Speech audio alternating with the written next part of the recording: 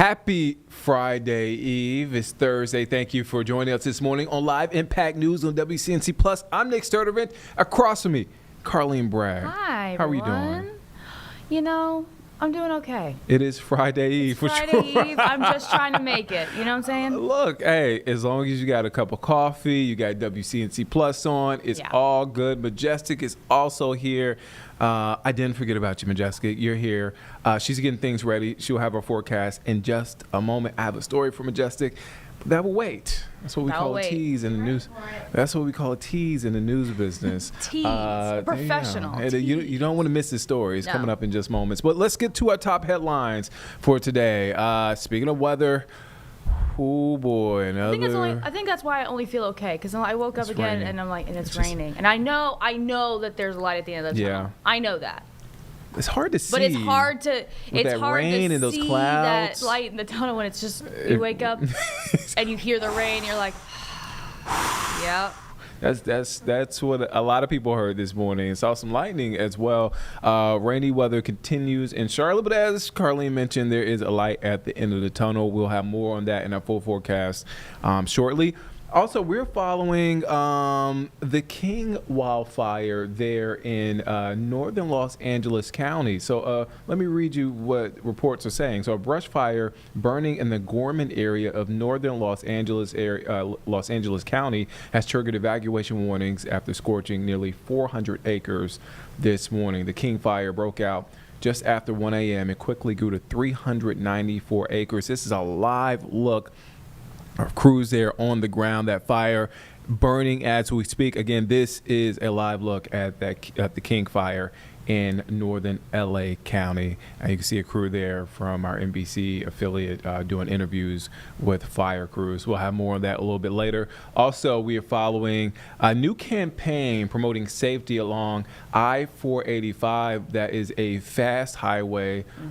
We've also heard concerns about it being dangerous. So State Highway Patrol, they are launching this campaign today, putting more troopers there. They're working with police and other law enforcement to patrol and also to educate drivers. And this all comes after that devastating and tragic crash about 3 weeks ago where that crash killed 6 people on 485. So this is a 90-day campaign that they're doing on 485. So we'll have much more on that. I believe there is I don't want to call it a press conference, but there is an event happening there with State Highway Patrol later this morning in less than an hour. So we'll have updates coming out of that event. All right, let's get to the forecast.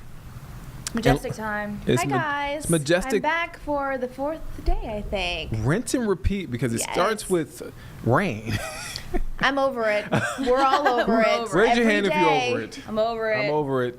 All three of us have our hands so high. Okay, so I have a story for you, Majestic. Okay. Don't get your hopes up. No, my hopes are really up. Okay. Nobody has said that they had a story for me for a while. So Carlene knows. I think we mentioned this. I get up early. I'm an early riser. Okay. I start my day early. I like to get a nice workout in. I like to, I like quiet time in the morning before I ramp up my day. I like it too. You have a day before your day even starts. I do have a day. I have a whole routine. I'm a routine guy. So one of my routines is as I'm getting up, I turn on WCNC. Okay, that's a good part of your morning routine. Why RT, right? I mean, I have to check in with my family, so I see Majestic on my screen. I'm like, okay, all right. This rain. I don't have to worry about that. I'm going to get a good run in outside. And Majestic hops on the screen. The radar is behind her. Okay. And she says, watch out, folks. Rain is coming in as we speak. And I see this big green blob on the radar. I'm in South Charlotte, and it's moving up. And I'm like, maybe I still have time. No. And she says, any moment. Don't have time. Oh, my And God. I go brush my teeth, throw my clothes on, and as soon as I get to the TV again, the rain has already moved up to my area. I could see it, and then I hear downpour. And then I go to the gym in my apartment complex, and just to get through the sort of air, it's like a shelter where you can walk through. So I shouldn't get wet, but it's raining so hard that the rain is seeping through that kind of roof area. Yeah, and, little cracks. It's coming down on you, going sideways. And it's going sideways. I'm like, whoa. You're in a real storm. So and then I made it to the gym, had a good workout. And after the workout, it was done. I know. For the most part. Just like that. How was the story?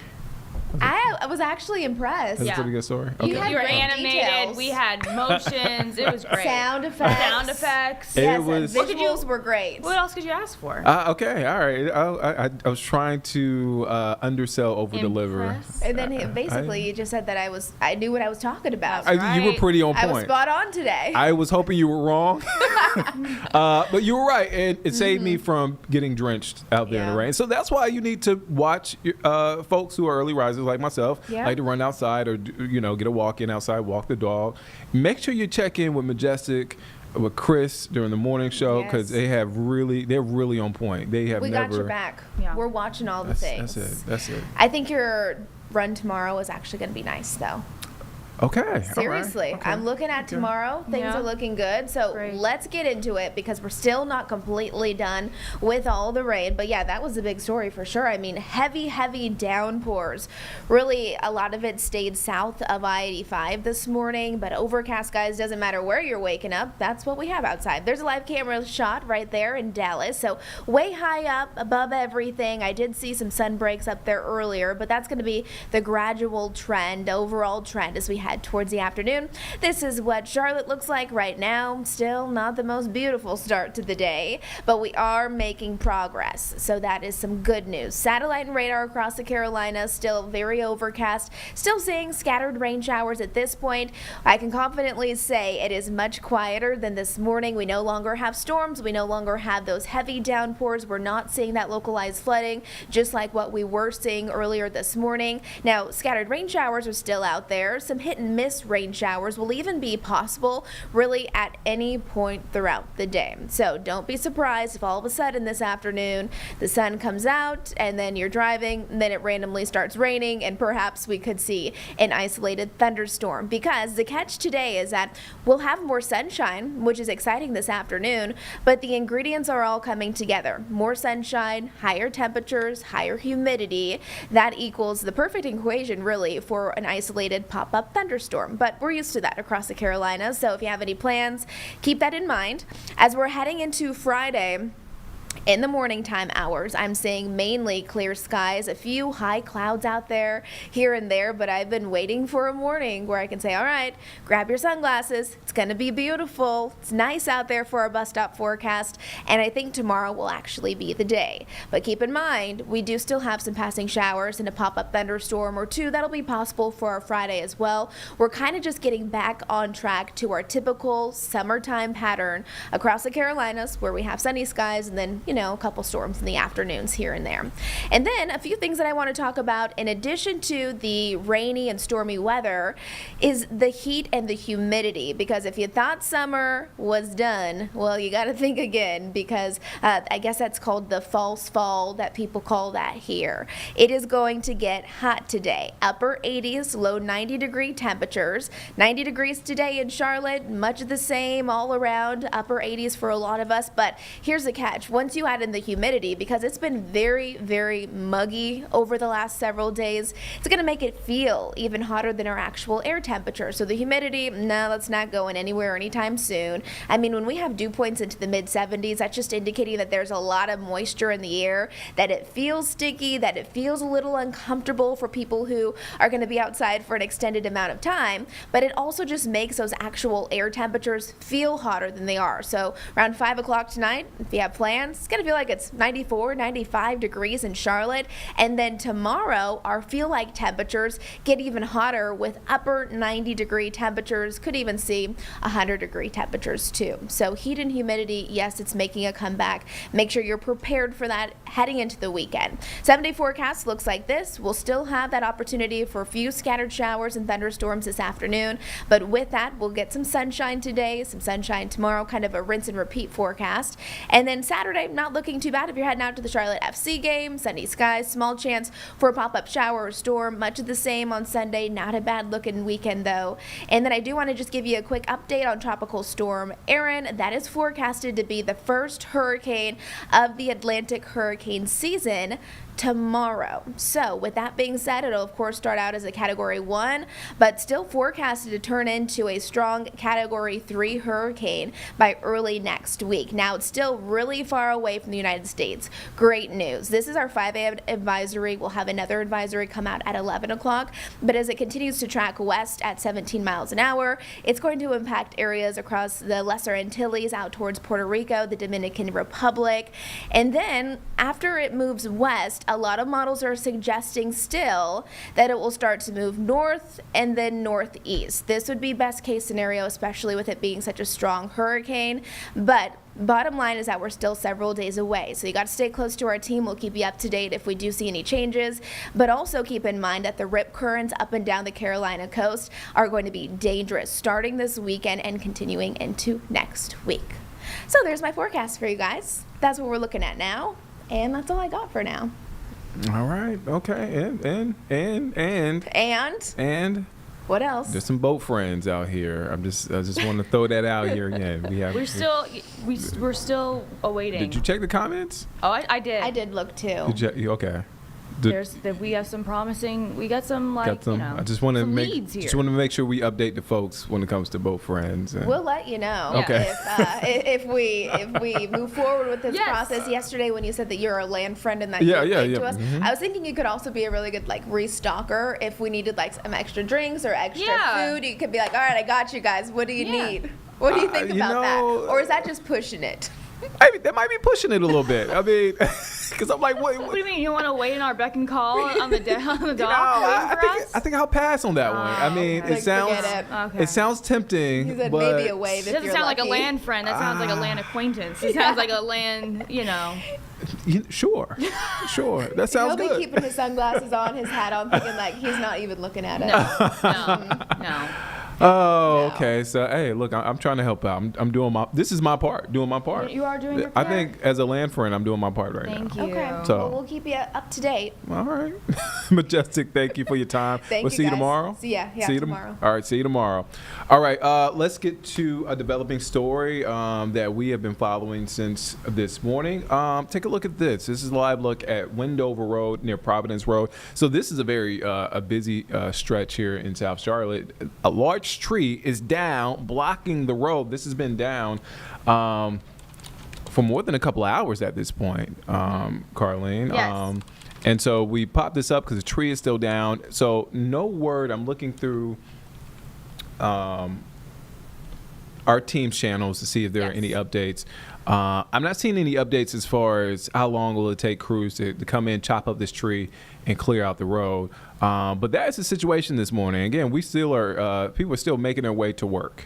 Wendover is one of those roads. If you've driven on in South Charlotte, it's a lot of trees. Yeah, it's a lot of trees. Is. And I imagine, Majestic just walked out, but because of the rain and everything, that makes the soil wet or more damp, and then these things happen. Right. It makes it. Yeah. It makes it an ideal situation for trees to fall over, because the ground is, and we've had a lot of rain. Yep. So this is the situation again. Wendover Road in South Charlotte blocked off. This is near Providence Road. So just a heads up, if you're heading out, heading into work, that is what folks are dealing with right now, and what you may be dealing with. It looks like a small stent is kind of blocked off there. You know what I mean? Only it looks like a block. Yeah, but a small. It can be a pain. So we will keep you updated. We'll keep an eye on this, and if we see crews out there clearing the way, or if we notice that it's, I see a car. Oh. I don't know if that. Is this a utility car? Okay, the car's turning around. Okay. This is happening in real time. So we just want to make sure. But as soon as we get more information, we'll keep an eye on it. If we see crews out there, if anything changes, we'll make sure to bring that to you here on Live Impact News. on WCNC Plus. All right, so let's shift gears now. Let's talk about the Trump administration. So President Trump setting expectations for his face-to-face summit with Russian President Vladimir Putin on Friday, and is issuing a warning. Be serious about ending the war or face serious consequences. Now, the president discussed the sit down after he had a virtual meeting with Ukrainian President Vladimir Zelensky and other European leaders, who say nothing can be decided without Ukraine's involvement. And I just saw a report that President Trump and Russian President Vladimir Putin will have a news conference after their face-to-face tomorrow in Alaska. So NBC's Alice Barr is following this, along with some other updates within the Trump administration. Let's send it to her right now. In the countdown to tomorrow's critical summit between President Trump and Russian President Putin, Ukraine and its allies pressing Ukrainian interests to the forefront, meeting virtually Wednesday with President Trump. President Zelensky was on the call. I would rate it a 10, very, very friendly. The Ukrainian president was not invited to the Putin meeting at a U.S. military base in Alaska, but President Trump says he anticipates a second summit, including Zelensky. I would like to do it almost immediately. Le fait que la volonté américaine The president of France among the European and U.S. officials confirming that President Trump is entering the meeting with the goal of securing a ceasefire. The sources also noting that President Trump said he does not plan to discuss giving up Ukrainian territory to Putin without Ukraine in the room, something President Zelensky and the European allies on the call were pushing for.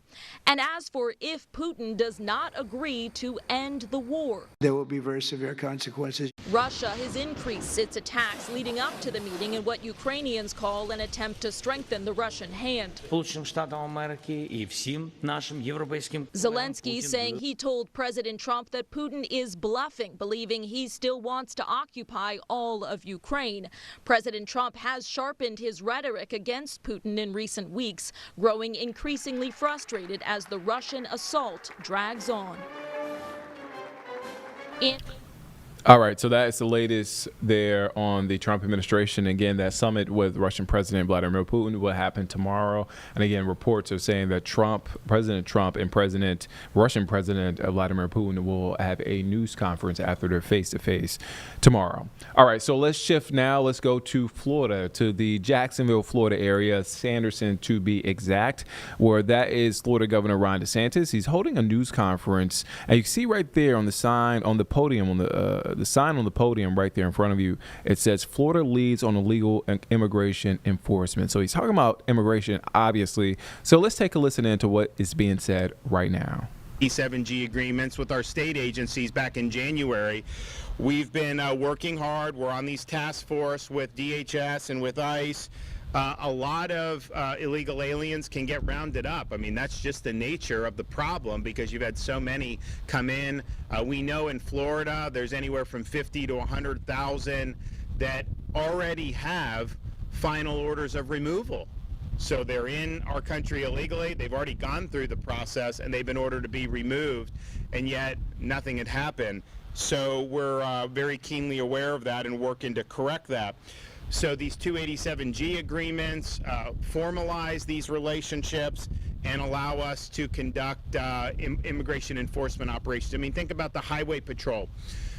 When Biden was in, you could have an illegal alien driving drunk on the highway. And, we have Rep. Michaels here. Her son was killed by a previously deported illegal alien that rammed into her son on the roadways. And so this has massive consequences for our citizens. So you'll have that, and our guys would pull over, and they would do their normal thing. But if someone who didn't have a proper license was here illegally, you would call ICE under Biden, and ICE would basically not respond, or they wouldn't come and get these people. And so you're faced with this situation. They weren't authorized to bring them to ICE under federal law at the time. And so it was really frustrating. Now, they're authorized to conduct immigration enforcement action. So our highway patrol in that situation, they see this person's violated traffic laws, they're here illegally, they bring them directly to ICE, and they get processed, and the law gets enforced. So it's really been a sea change since the Trump administration came to power in January. And so we've been doing these things. But the one thing that DHS kept telling us is, you know, you're apprehending illegal aliens faster than we can hold, process, and deport them. And they didn't have space. And so that was the genesis of us doing Alligator Alcatraz down in South Florida. Now, this was an airport that actually is used. It's used for a lot of training. But when they first built it, they actually had these visions of creating like the biggest airport that anyone, and that didn't end up happening. So you've got 2 miles of runway, you've got all this stuff that you need, and we were able to stand up this detainee processing and deportation facility in record time. So you've had now many hundreds that have already been processed out and that have been flown out of there, and they're doing more and more every day. And that facility can hold thousands of illegal aliens. So that was being done. We also said, you know, we have the ability to do more than that. DHS, in their agreement with us, because they're reimbursing these expenses, they anticipate up to 5,000. So we said, you know, you're going to probably need a different facility if you want to do that many. And I had mentioned publicly about using Camp Blanding in Northeast Florida. And there was a lot to recommend to it. It was close to Cecil Field, so you could run flights out of there pretty quickly. Blanding does have air capacity, but probably not a big enough runway to handle large planes. And ultimately, you know, you want to get 200 illegal aliens on a plane and fly them back to their own country. I mean, so you do need bigger planes. So we were looking at doing that. What would the build out look like? And I said, I'm prepared to move forward once I know we have a demand signal that this is going to be used and used very quickly. And so we have reached that point where I'm confident that we need additional capacity beyond what we're already doing down in South Florida. And so I've been working with Kevin Guthrie to authorize and to stand up a new facility. And of course, we were going to initially focus on Camp Blanding.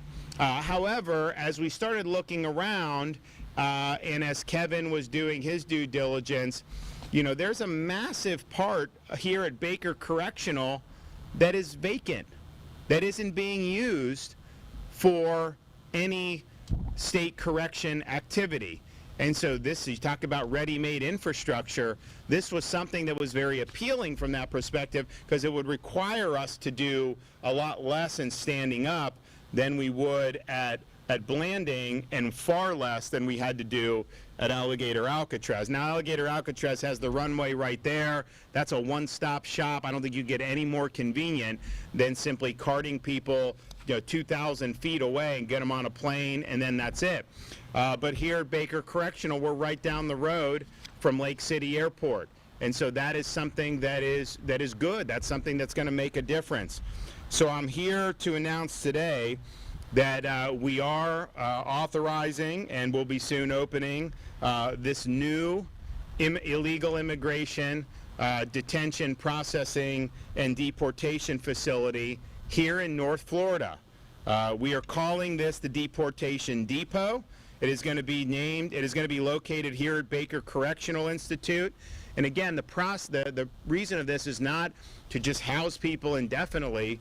We want to process, stage, and then return illegal aliens to their home country. That is the name of the game. And that's what we do in Florida. We know that this is an important national priority, not only of President Trump, but of the American people. Of all the issues in the election, I can tell you this immigration and border issue was either the top or right near the top on all people's minds. And so we have identified this location. It'll be able to hold more than 1,300 illegal alien detainees. You will have the same services that you have at Alligator Alcatraz. Costs will be reimbursed by our federal partners. And as I mentioned, Lake City Airport, just right down the road. It's 15 minutes away. This is something that the Division of Emergency Management worked very quickly on. This will be operational soon. It's not going to take forever, but we're also not rushing to do it right this day. They're doing what they need to do to get it done in all deliberate speed. So I'm proud of them for their work. Florida's making a difference. This is a priority for the people of our state. It's a priority for the people of this country. And I don't want to see any more angel moms in Florida like Cayenne, who lost a loved one because the laws weren't being enforced. We have an administration that's committed to doing that in Washington, and no state has done more to support that effort than we have in the state of Florida. Now, we're going to hear from a number of folks. One guy I'd like to bring up now, we just had an event in Tampa on Tuesday there at the team house. A lot of retired Green Berets were there to celebrate the appointment of one of their own as Florida's lieutenant governor. Florida is now the only state in the country where both the governor and the lieutenant governor are military veterans. I mean, probably 50, 60 years ago, it would have been hard to find a state that didn't have that. Times have changed. But Jay Collins served for 23 years. He was a Green Beret, involved in special forces. He was wounded in action, eventually lost one of his legs, and had the opportunity to retire with a military with a medical discharge, medical retirement, but he re-upped and served with a prosthetic leg for additional 5 years as a Green Beret. That's not something that's normal. He's also, in his private capacity, been involved in disaster response through his OBR group. And when we have hurricanes, he's there immediately providing sustenance to displaced residents, first responders, and has been very strong in terms of those operations. He was a state senator for a number of years and was responsible for really key policies like our legislation to ban China from purchasing farmland or any land in the state of Florida, supporting the bill that we did in immigration to really hold illegal aliens accountable and help the federal government with deportations. Been a strong advocate for veterans, and has just been an incredibly productive elected official. And then you have things like the Israel-Iran conflict, the 12-day war, and we had Floridians over there, and as we do, we step up. People needed a way out of Israel. The airport was closed. There were rockets, missiles raining down. And so I authorized, and Kevin Guthrie implemented rescue missions to be able, and we brought thousands of people out of Israel. We had many, many hundreds that were brought back on flights that we arranged for them, mostly out of Cyprus. And that was great, and people really appreciate it. Jay Collins, as a state senator, he wasn't just showing up at a press conference with me, rah-rah. He was in Israel. He was in Jordan. He was physically working to bring people to safety, and I know he saved many lives in the process of doing that. And so he's an expeditionary lieutenant governor, and I refer to him as the Chuck Norris of Florida politics because he just gets it done. So I want him to come up and say a few words now that he has officially been put in as lieutenant governor. Thank you, Governor. Well, good morning, everybody. It's great to be here today. I want to kick this off by recognizing a few of the people to our left and right behind us. Cayenne, nothing can return your son. Thank you for your leadership. Thank you for standing and doing the right thing and fighting to make sure this doesn't happen to other families. You're incredible. To our sheriffs, we are so blessed to have people who follow and understand that law matters. Holding people accountable matters. And to our sheriffs, you're heroes in the community. Thank you for what you do. Secretaries Dixon and Guthrie, thank you. Absolutely incredible. Their leadership, their focus on getting things done, on deeds, not words, is impeccable. And Larry, Mr. O'Keefe, thank you. Thankful for what you do. But together, one thing I learned in the military is teamwork makes the dream work, right? You look at the people behind us. You have strong, conservative, bold, action-focused leadership from Governor DeSantis. It's easy to stand on the sideline and do nothing. It's really hard to step up and make sure that the right things happen. But that's what we do in Florida. You heard the governor talk about our 287G. We've led on that. Not only are we doing things to get it done. We're leading the nation. We have partnered with the President of the United States, with the White House, with anybody and everybody who is serious about getting things done and getting illegal immigrants out of our nation and out of our country, because that's what Florida does. You see, when Florida leads, America wins, and we take our job seriously. One of the things we have to acknowledge is that there are no sidelines. Every state is a border state, and I'm grateful to have a governor who stood up and led and set an example for others to follow behind. It's time that other states continue to push forward and press forward. You heard the governor talk about it. There was a mandate to the president to step up and take this illegal immigration problem seriously and solve this. Our citizens are scared. They're concerned about what are we going to leave our children, and there is no greater task due me as a dad, as a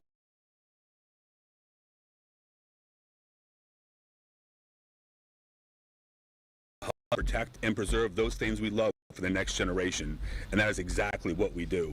And I want to leave you with this. If we don't stand up and fight to uphold our laws and hold people accountable and make sure that those who don't care about our laws, who don't care about citizens' welfare and lives, are held accountable, what does that say about our leadership? What would that say about us? And here in Florida, we will never play that game. We will never be a day late or a dollar short, and we will always lead from the front. That is how we do things under Governor DeSantis' leadership, and that is exactly what we're going to continue to do. Governor, thank you. Yeah, thanks. So this will really, I think, meet a need that is there. And I initially, when we did Alligator Alcatraz, in the plans that we had presented to DHS, it obviously anticipated additional facilities, one facility, maybe even more, because we could probably do more. And people are like, well, when are you going to open? Are you going to open Blanding? And I said, listen, I want to make sure the demand's there. And the demand is there. And they are ramping up the flights. And that cadence is getting better. And there's even going to be more things that happen on the removal front in the coming weeks and months, I'm confident of. So this is definitely the right decision to do. We are going to be able to fulfill this, utilize these resources. The demand is there. And our guys are ready, willing, and able to help our federal partners in this really, really important mission. I would also note that since the opening of Alligator Alcatraz, we have seen an increase in the number of illegal aliens who are taking the voluntary departure where they can get a plane ticket, and obviously they're going to be supervised to get on that plane so we can ensure they're doing it, but they get on and they get a flight back to their home country. And I think it's just the fact that people say, okay, I know the law is going to be enforced. If they're not consistent with the law, they know that they could potentially be subject to it, and so why not just preempt that and just do the right things? I think you're seeing more and more of that, and we'll probably continue to see more going forward. So this is great. And just, I'm going to bring up Kevin Guthrie to talk a little bit more about some of this stuff in a minute, but the amount that we've been approved for reimbursement between Alligator Alcatraz and this, we will be able to conduct these operations, and we will come in under what we've been allotted for reimbursement. In fact, setting up here at Baker, because we have so much existing infrastructure, it's about a $6 million build out. That would have been a lot more at Blanding, and obviously it was more at Alligator Alcatraz. So this really makes sense. Logistically, it makes sense. Even though we're getting reimbursed, you could spend $100 million, $6 million.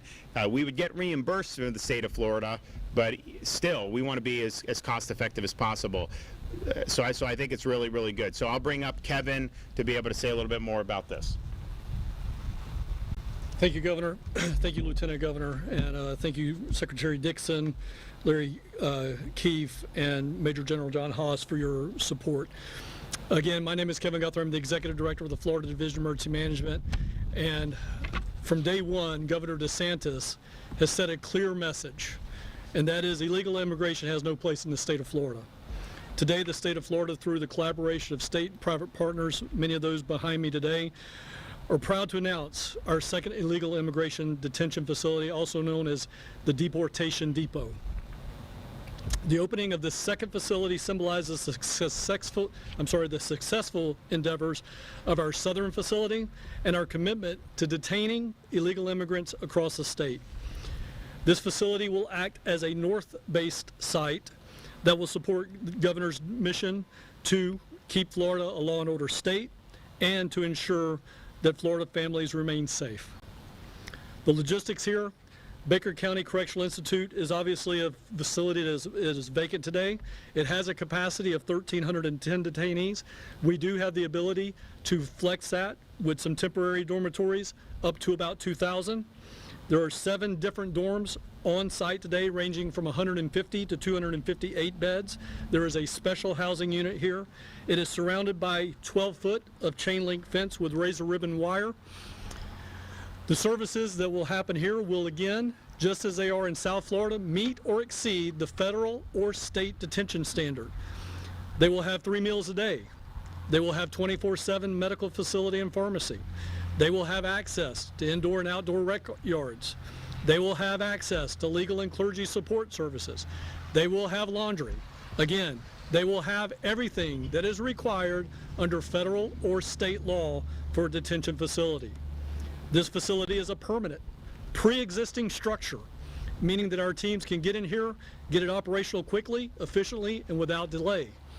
It is also, again, a permanent structure, meaning that we will not have to look for temporary permits or things like this. We will move into existing infrastructure. Florida knows how to deliver when it matters most, and we are here to prove that once again. From hurricanes to severe weather to large-scale evacuations, even international evacuations, and Lieutenant Governor, thank you for your leadership and your work on helping us evacuate individuals from Israel.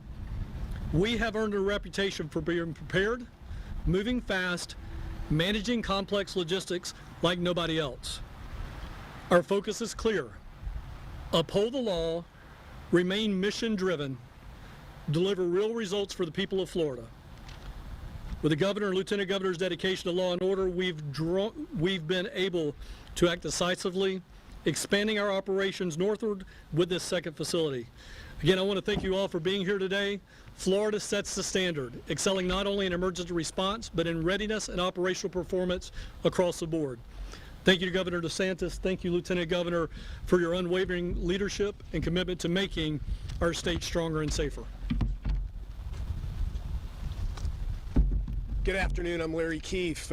Just a few weeks ago, President Trump, Secretary Noem, and the highest leadership in the federal part of this country came to Alligator Alcatraz, sat down at a round table, and declared to the world that the state of Florida is by far, by any measure, the best and most effective partner the federal government has in the United States of America in the mass deportation mission.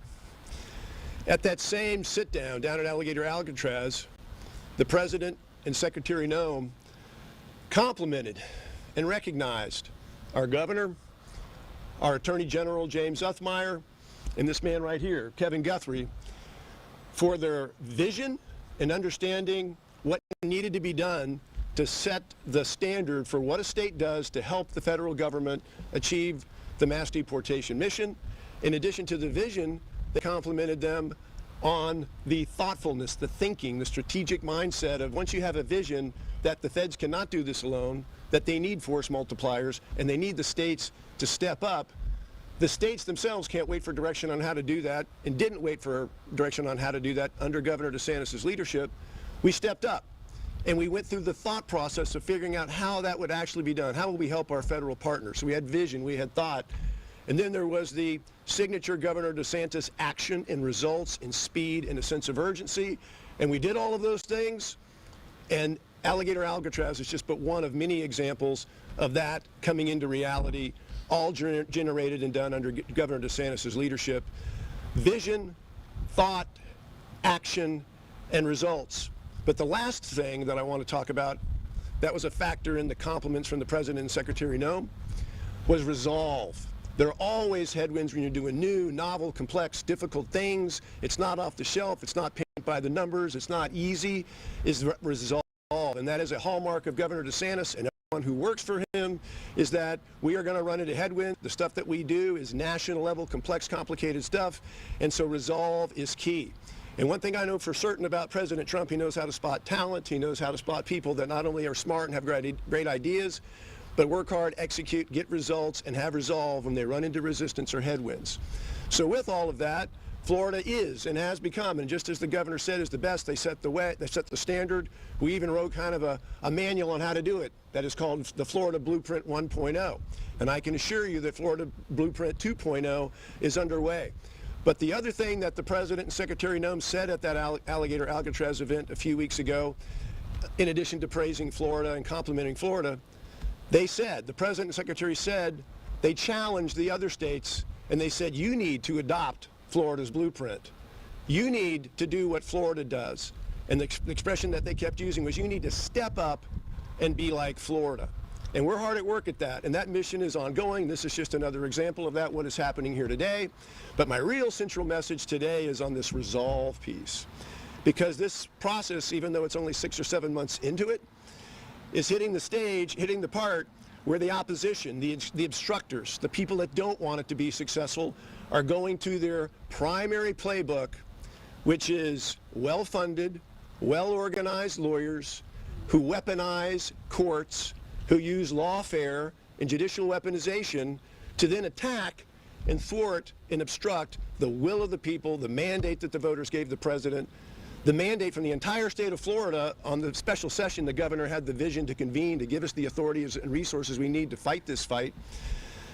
That right now is under attack with this weaponized judiciary, with the leftist lawyers. And at the same time, there is the legacy media distorting the facts, telling lies, twisting and distorting information, working in what appears to be a very closely coordinated effort with the activist lawyers, the media, and then you have the riots like we saw in California that will not happen here because of him and the people behind me. The coordinated rent-a-riot. Suddenly people pop up and appear. They want to shut down the streets in your cities. The media is amplifying it right out of Hollywood. And then you got running to the courts, unelected courts, activist lawyers, and you see that. Then we saw even more acute things and more criminal things, the doxing and the harassment of the federal law enforcement officers and their families who live here in the state and in other states just doing their job to enforce the law, and we're dealing with that. So this very well coordinated effort where they couldn't win at the ballot box, they couldn't win at the election, so they're using these unconventional means, unconventional methods, familiar terms, Lieutenant Governor, to basically fight this battle to thwart the will of Floridians and the American people. But you need to know that resolve piece applies here. We can, under Governor DeSantis' leadership, do our jobs, stay focused on the mission, mass deportation, be the best state, and then be able to come up with Blueprint 2.0, 3.0, help, assist, train, sound familiar, Lieutenant Governor, to go out in an expeditionary way, as the governor described, the Lieutenant Governor, and help these other states adopt and do what we do in Florida. It's that resolve. These people have that talent. And I can go through real quickly the people right here next to me. Governor DeSantis, if you want to look up the word resolve in the dictionary, you will see his picture. General Haas, a classically slain general officer soldier who has done it, been to war, strategic planning, all of those things. He knows how to fight a fight and deal with distractions, shiny objects, and things that are designed to distract him from the mission. Kevin Guthrie knows how to conduct a mission. He's been around a long time, not his first rodeo, can deal with distractions of these peripheral flank attacks. But the thing I'm most excited about today, with all due respect, Governor, is we've got a Green Beret on our team now. And if you know anything about Green Berets, this is their classic mission, dealing with this kind of guerrilla asymmetrical side attack, flank attacks, staying focused on the mission, going and training and teaching the other states. Because in the end, history shows us that at the end of the day, if you have resolve, it is resolve that fundamentally always wins in the end if you keep your eye on the ball and if your cause is just. And we can never forget, restoring our national sovereignty, securing our border, and enforcing the rule of law with illegal immigration is what it's all about. Thank you.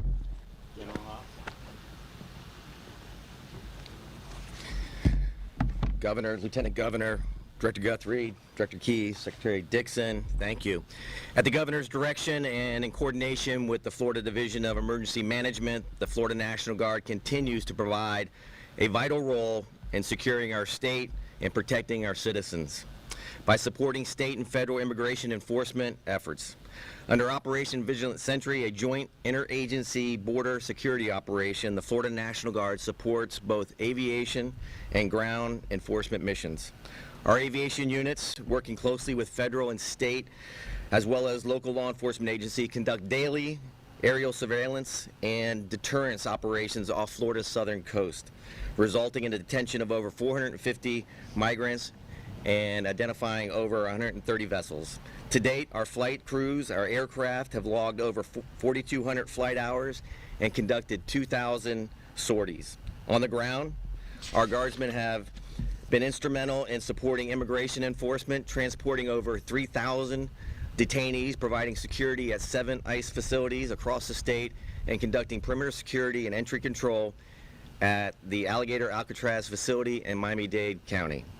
Under Title 32 authority, this month, the Florida National Guard will activate 200 additional guardsmen to provide increased administrative and logistic support at 10 ICE facilities across Florida. Our guardsmen, all volunteers, are prepared to continue their critical enforcement efforts, as well as support emerging requirements here in Baker County and other locations across the state as directed by the governor. The Florida National Guard remains steadfast in its commitment to safeguarding our citizens and securing our great state. I thank Governor DeSantis for his leadership and our law enforcement partners and fellow agency heads for their support and continued collaboration.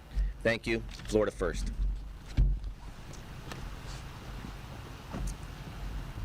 Okay, so we said we were going to act. We are acting. There'll be more news to come out about the deportation depot here in Baker County very soon, but this will meet a very critical need to have even more space than what we have at Alligator Alcatraz. And I think that's it just shows our guys are really working hard with DHS, and they're getting the job done and protecting people in their communities.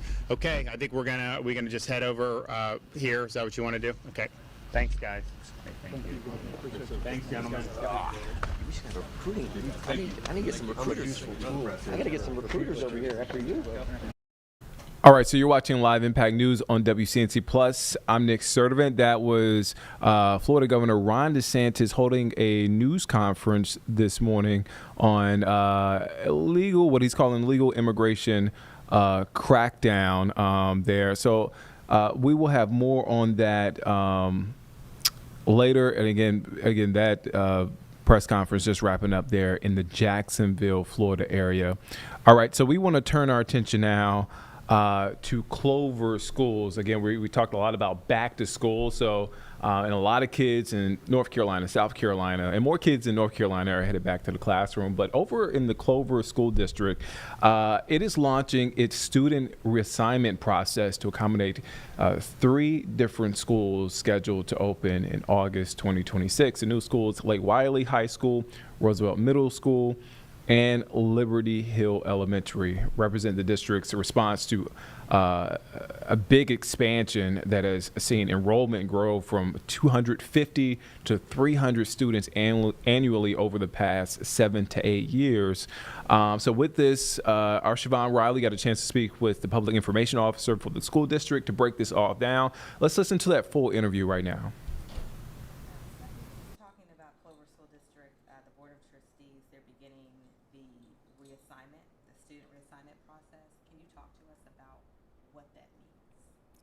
Certainly.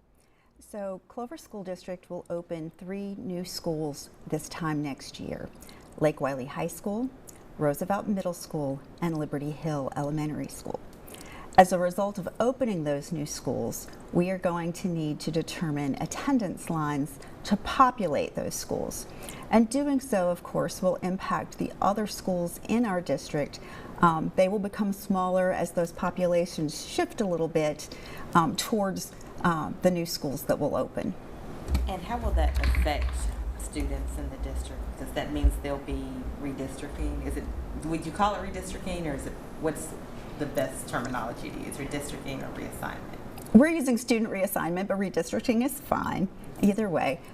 So in terms of the impact, It holds the potential to impact students obviously at all grade levels because we're opening an elementary, middle, and a high school.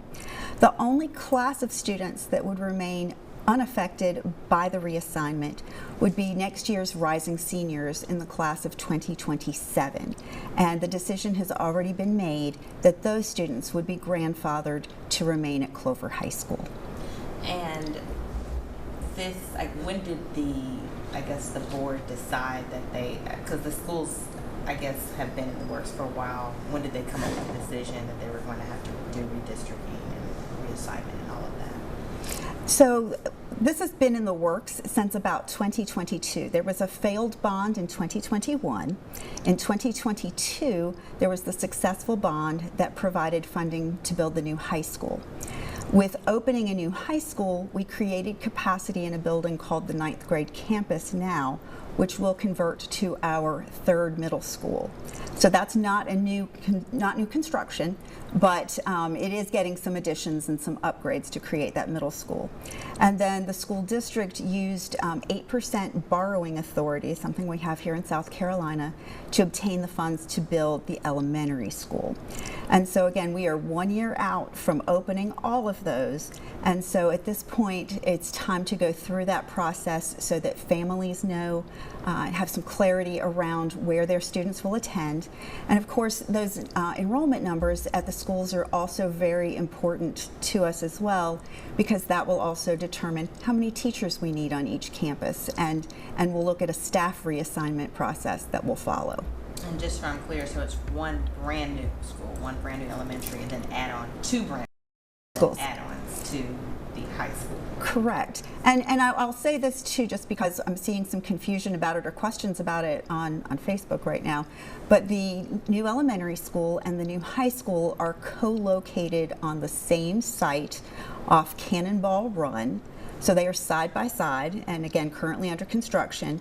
And then Roosevelt Middle School will be in the center of our district on our current high school campus, where the 9th grade campus is currently located. Okay.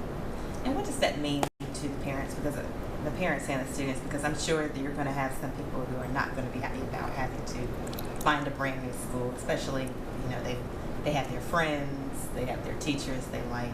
So what is your message to them? You know, the message that I always try to remind parents is that the attitude that they display throughout the process is going to be felt and heard by their children. And I think it's really important for parents to model the behavior they would love to see from their children as well, and to keep positive attitudes about new opportunities that may be ahead for them. Okay. Any final thoughts? And so I'm reading on here that there is a meeting the 25th. I'm trying to find that day. Is it the 25th? Correct. So the first draft plans will be released on September 25th at a meeting in this boardroom. Those plans will be posted to our district's website, and along with a comment form where folks can ask questions or make comments about the plans that they see for the first time. We'll enter into a month-long period of community engagement in September. We'll hold 3 community forums, one at Clover Middle School, one at Oak Ridge Middle School, and one at the Clover School District Auditorium. So we're going to hear from our community in that regard as well. And then finally on Monday, September 22nd, again back in this room, the school board will make a decision to adopt a final plan. And so everything that you're telling me about now is a proposal, but the final plan is September, that's next month. Correct. Okay. Any final thoughts, anything you think I'm leaving out? Why is it so important to do this now? Again, schools do not open easily or in just a matter of minutes. You know, I think that's something, the amount of planning that goes into opening a new school is pretty monumental. It's everything from the construction at this point to every trash can in the school, to every smart board that students will use, to transferring books and other instructional materials, to assigning the staff. So there is a great deal of planning and preparation, and again, having clarity around who will be attending which school next year will help propel that planning forward. And the reasoning behind the schools, I'm assuming the district was growing, were there more students? Were you seeing like an influx? Can you just talk about the reason behind building the brand new schools? Absolutely. The community is growing, particularly on our eastern side near Charlotte. It is a commuter area for a lot of families, and so the density of the population there, the number of new subdivisions under construction, new apartment complexes and the like, are impacting the enrollment in the school district. So the new schools are needed in order to accommodate that student growth. Any final thoughts? Anything you think I'm leaving out? I think those are the biggies. So, I mean, you said a lot of numbers. Has anybody been like clamoring for this? Like parents' voices, are you hearing any of that around this? Like really wanting to push for this? I think families are excited about the opportunities of the new schools. In particular, I'm very excited about Roosevelt. Roosevelt is bringing back the name of the African American high school in our community prior to desegregation. And so the Alumni Association of that school is very excited to see their name, color, and mascots revisited for a new generation. So that's very exciting. And again, this has been a one high school community for its entirety. And so opening a second high school is a really big deal. And at the same time we're opening Lake Wiley High School, we're going to be celebrating the 50th anniversary of Clover High School at its current location here on Highway 55. So it's always just been one high school? Just one high school. Mm-hmm. So what will a new high school and the other schools mean to people and to the students and their parents? I think there's a lot of excitement to have a new identity. Right now, all of our schools have had an eagle mascot, and we've sort of rallied around that. But the decision was made to break with that tradition and give these new schools new mascots. So in order to honor the memory of Roosevelt High School, we brought back their tiger. Liberty Hill Elementary is built on an area where there was a cannonball factory. That's why the road is called Cannonball Run. That dates back to the Revolutionary War effort, and they will be known as the Patriots. And there was actually a group called the York County Patriots who defended that site during the Revolutionary War. So that's very interesting as well. And then at Lake Wiley High School, we'll have the Chargers, again borrowing from the lake. As well as the electricity generation that goes on in the area around there. Okay. All right, so that was a full interview with Clover School's public information officer on their reassignment plan because that school district in that area is growing. She touched on that and the reasons behind that plan. You can catch that story right now on our website and our digital platforms. Let's shift now to something live. This is what's happening right now in New York City. So a rally is underway demanding the release of a new NYC student detained by ICE. Advocates, elected officials, and fellow students are rallying this morning for the release of that NYC student. I believe his name is Mamadou Diallo. Let's take a listen in. This has been going on for a little bit. Let's take a listen into what's happening here at this rally. And says, how are we going to get involved? What can I do with what I have where I am to protect people like this young man and all of us, because no one is safe right now. Thank you.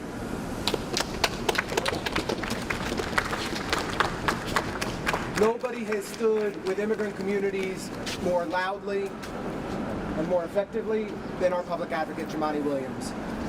It's now my privilege to bring up the council member from this community in Lower Manhattan, my friend and colleague, Chris Marte. Hi everyone, I'm Councilmember Christopher Marte. I represent the courts in Lower Manhattan. Earlier this year, on the Lower East Side, we had a mayoral forum. An 8-year-old girl stood up to the podium and said, what are you going to do to make sure that ICE doesn't come to my community or come to my school? That was an 8-year-old girl, concerned not for her safety, but the safety of her friends, the safety of her neighbors. Today, many kids across the city are going to be watching this news and know that school is just a few weeks away, And even though this did not happen at a public school or any school, they're going to register that he was a high school student, that he was abducted, and because he was an immigrant. And so I want to thank many people behind me, because this administration, the Trump administration, has been doing this to make us numb, to make us not react, to make us not come out in the streets, in the rallies, to make sure that people are heard and we're putting a spotlight on this. This student right here should be ready to go to school in a few weeks. One of the things I love about this photo is the camera he has wrapped around his neck. It's really symbolic that we have so much press in front of us. Because this could be you. For anyone who has a camera, this could be you. Anyone who likes to take photos of birds, this could be you. Whoever wants to take a cooking class, this could be you. And or anyone who's a son of immigrants, a grandson of immigrants, this could have been them. And so we cannot stay silent. We must continue to fight back. Because the day we are silent is the day we lose democracy. Thank you.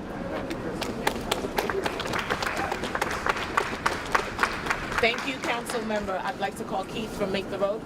Thank you, Keith.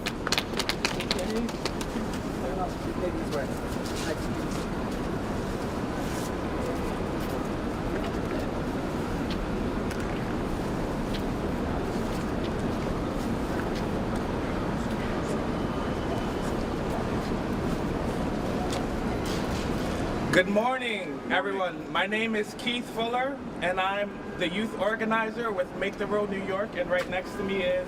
Hi, I'm Yorexi Valera, and I'm a youth member from Make the Road. And so we're here today because there's something truly wrong happening in our city. And our students' lives, our students' safety, our students' freedom are on the line. Last week, another high school student in Brooklyn was detained during his immigration court hearing. His name was Mamadou Mukhtar Diallo. It is shameful that this can happen here in the city of New York, the city that we call our home. It is shameful that our federal government is forcing students to live on a what-if basis. What if ICE is at my train station? What if ICE is at my bus stop? What if ICE is outside my corner store? What if ICE is waiting outside my street? What if ICE is waiting outside my house? What if ICE is waiting outside my school? Instead of focusing on future quizzes, what's for lunch, or whether or not they finish their homework on time, our students are left worrying about what the federal government has in store for them. This is not right. Our government is creating conditions that make students afraid to even show up to school. But it is good to see everyone here today, because in solidarity, we can be the constant reminder to our students that they have allies, that they have power, and that together we will do everything possible to keep them safe. Mamadou is the 4th student that I know of that has been detained by ICE, and I'm sure there have been many more. I know that everyone here will fight not only to free him, but to make sure that no more students fall victim to a corrupt and unjust system. Dylan should be free, and we will continue to fight until he is. Derlis is free, and I am grateful for that. And also Jocelyn. But no student, no person should ever be thrown away or separated from their school or family. The city needs to step up and defend our students. We must protect our students, because if we don't, who will? The detention of Mamadou is unjust and sickening. These are our students. These are our future leaders. We will not stop fighting until they are free. In just a few weeks, students will be heading back to school. Let's make sure Dylan and Mamadou will too. Free Dylan, free Mamadou, and let's ensure no other students is ever forced to live under these conditions again. Thank you. Let's give it up for Make the Road New York. Next up, it's my privilege to invite Beth Baltimore from the door. She's been providing legal services and where Mukhtar had been accessing support and services. Beth, go ahead. Thanks so much. Thank you everyone for being here. I'm Beth Baltimore. I'm an attorney and I'm the Deputy Director of the Doors Legal Services Center. Thank you. I want to say a special thank you to Fran Lander, who's been accompanying many of our members to court, and to my City Council member, Rita Joseph, for organizing this today.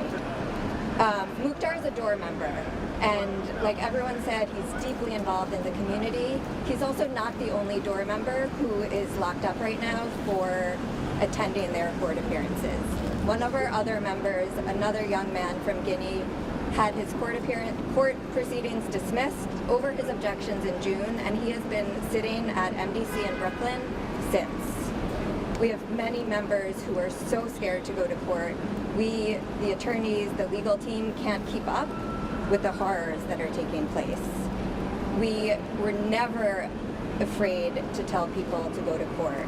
There's never been enough free attorneys, enough free legal support for young people in New York, but I've never seen people afraid of being arrested in court, and we're so scared, our members are so scared. We're doing everything we can to stand with them. I'm really proud to be a co-plaintiff along with African Communities Together in a lawsuit to stop the arrest in courthouse, but it has not been enough. And we're doing everything we can, but we can't stop. We need to keep going, be here, be in the courts, demand that these practices stop, and support our youth and our youth in New York City. So free Mukhtar, free Dylan, and free them all. Thank you. I'd like to recognize and thank my colleague Natasha Williams for joining us from Southeast Queens. And we were also joined earlier by Councilmember Susan Zhuang of Brooklyn, who highlighted to me that many of her constituents, kids, are reaching out to her in her community and letting her know that their parents have been abducted here at federal court, reaching out via social media channels in every way they can to get help. This is impacting every single immigrant community here in New York City, and it is wrong. The final speaker, and then we're happy to answer a few questions, is Ms. Catherine Alford from the NYC Society of Friends Quaker community. They're the neighbor of Mukhtar's high school and a place where he's been accessing services and support and been a part of the Quaker community. So thank you so much, Catherine. Thank you. Thank you. Yes, hello. Good morning. My name is Catherine Alford, and I am a friend, which is also known as a Quaker. And one of our core beliefs is that the light of God lives in every person. And we All right, so you're watching Live Impact News on WCNC Plus. Right there, you're watching a rally underway demanding the release of New York City student Mamadou Diallo, detained by ICE. Again, advocates, elected officials, and fellow students are there rallying in New York City for his release. All right, so let's shift gears now. We talked about this earlier as a top headline, a campaign to make 485 safer. This comes a few weeks after a tragic crash that killed 6 people on that highway. Again, troopers are stepping up patrol there and working with local law enforcement. Let's take a listen in. This just popped up on our feed. This is State Highway Patrol speaking on this campaign. Let's take a listen in. Additional components, and also has components of just being visible, just being a presence out there, because the hope is that it doesn't get to an enforcement level. The goal is that we're seen, that we're present, that we're visible, and that's all it takes for the public to maybe look at their driving habits, look at what they're doing, and to reflect on their own safety and the safety of their passengers and everybody they're sharing the roadway with. So we might call this an enforcement campaign, but there's more to it than that, and you might see us as State Highway Patrol out there and visible, but there's more to just us with this. We have partnered with Charlotte MEC, their police department on this, and also with Mecklenburg Sheriff's Office. They'll be partnering with us on special enforcement days to do specific targeted areas on 485 to do enforcement. We're partnering with our folks at NCDOT. They will be helping us with messaging throughout this. Maybe the message boards that you'll see along the interstate will have some gentle reminders for drivers to be looking at their speed, looking at their driver behavior to see that they're doing the things they can do to keep themselves safe. We talk about defensive driving, and we were talking about it beforehand here. that's such a huge component to keeping yourself safe when you're operating a vehicle. And maybe we can remind people of some of the stuff they learned many years ago in driver's ed classes of what it takes to be a safe driver and what it takes to keep themselves and their passengers from being in a collision. And this campaign is really a lot about that. Just a reminder, just showcasing what unfortunately happened with this fatal crash, and ensuring that as law enforcement, we're doing everything we can to ensure it doesn't happen again. Our partner law enforcement agencies being a part of that, but you as drivers being a part of that, taking some accountability and responsibility for our own actions, and looking at what we're doing and what is the benefit of that dangerous behavior, which is minimal, that you save yourself a few seconds, versus the consequences of that driving behavior, which can be you're involved in one of these fatal collisions and you've affected your life for years to come, or potentially someone else you're sharing the roadway with. So with that being said, I'm happy to answer any questions specifically about this program, about what we're doing, and what we hope to gain from it. Yes, ma'am. When we're talking about just overall crashes that you guys are seeing, what would you say are the biggest things that are leading to these crashes in general? And what is the behavior you want folks to stop or, to do or so forth? Yeah, we don't want to be literally a broken record, but it comes down to speed, comes down to distractions, comes down to the things you can do preventative-wise as far as wearing your seatbelts. Impairment, we've made great strides throughout the years on our impairment statistics. Driving while impaired fatal crashes has gone down traditionally over the last decade. I mean, we're making great strides. I think everybody knows when you hear booze it or lose it, they know exactly what that means. And there's a stigma there for somebody who gets caught for driving while impaired. They know there's consequences. They know that there's hefty fines. But are we there yet with issues like distracted driving? Do we have that same stigma related to somebody who causes a fatal crash and they were on their phone? Do we look at that the way, or do we treat it the same way? For the family that's affected, for the life that's lost from a distracted driving fatal crash, the effects are still the same on them. They're feeling it the same way that any other contributing circumstance would have affected their family in a fatal crash. So we're seeing the same things. We know that these fatal crashes are happening because of inattention. We know they're happening because of people's speed and not adhering to the speed limit. We know that the severity of these crashes are only greatened because people aren't wearing seatbelts. These are all the things that we've talked about for years. But when you get in an area like 485, we were taking lots of traffic and squeezing it all together, and coupling with some of these dangerous driving techniques, we know that it just really exacerbates the problem. It really takes the consequences and the ramifications of a bad wreck and just makes them even more, because you have a fatal crash on a 2-lane rural country road, which is where a vast majority of our fatal crashes happen in this state, or on rural roads. And now you put them on an interstate where you're not sharing the road with one or two people, you're sharing this roadway with a lot of vehicles. Your actions affect not just you and your passengers, but it affects the people you're surrounded around. So like we've seen in that wreck, a side swipe type of crash, that could be a one-person crash where they went off the road into the median, is a 3-vehicle crash, because 485 is such a well-traveled road and we have a lot of other vehicles. So. Yes. Chris, obviously enforcement's a critical part of this, but how much value do you guys put into those 5-10 minute interactions when you do pull somebody over, where you do have a chance to chat with them and level with them and maybe share a lesson with them? How much value do you put into just that conversation where you have a chance to give them a lesson? Yeah, well, we talk about our role with the media. Y'all being here today and showcasing, highlighting the just severity of this crash that has happened, but also showing that we've got a responsibility in law enforcement to do our part, and us as community partners with the media, we have a big part. So y'all being here and showcasing what we're doing, maybe this is a gentle reminder that it doesn't even have to come down to a traffic stop. Maybe it's something that parents can now have this conversation with their teen drivers tonight. Maybe it's trucking companies can have this conversation with their drivers because they're hearing about this and they're seeing that we're going to be out there and that we have this campaign going on. So yes, there is that component when we do a traffic stop, but there are also conversations that we hope will happen around the dinner table. We hope that people will talk about this with their classmates. We hope that businesses will talk about this, about the importance of your safety getting to a job site versus the speed in which you get to a job site. These are all conversations that are important.